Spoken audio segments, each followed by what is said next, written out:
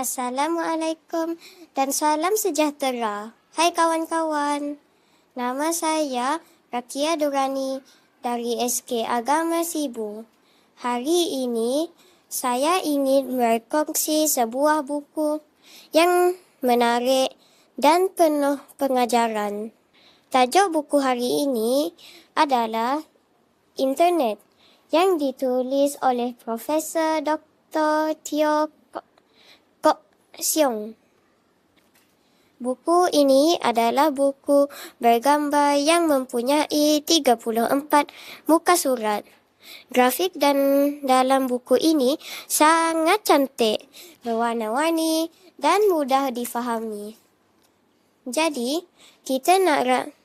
kita tidak akan rasa bosan semasa membaca. Kawan-kawan, buku ini menceritakan tentang penggunaan internet dalam kehidupan seharian kita. Buku ini juga memberi kesedaran tentang bahaya penyalahgunaan internet.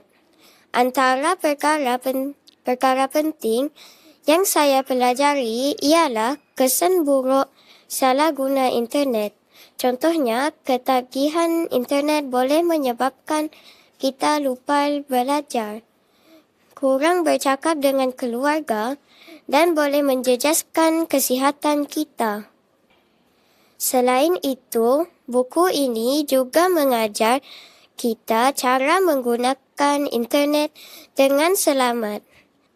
Antaranya, kita perlu menggunakan internet secara berhemah, menjaga maklumat peribadi, meminta kebenaran ibu bapa, dan menggunakan internet untuk tujuan pembelajaran.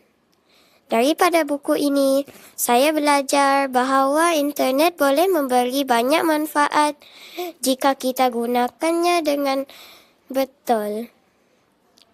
Pada pendapat saya, buku ini sangat sesuai untuk murid sekolah rendah kerana bahasa yang mudah dan pengajaran yang baik. Saya memberi buku ini 5 bintang dan sangat mencadangkannya kepada semua rakan. Sekian, terima kasih kerana menonton. Assalamualaikum dan jumpa lagi.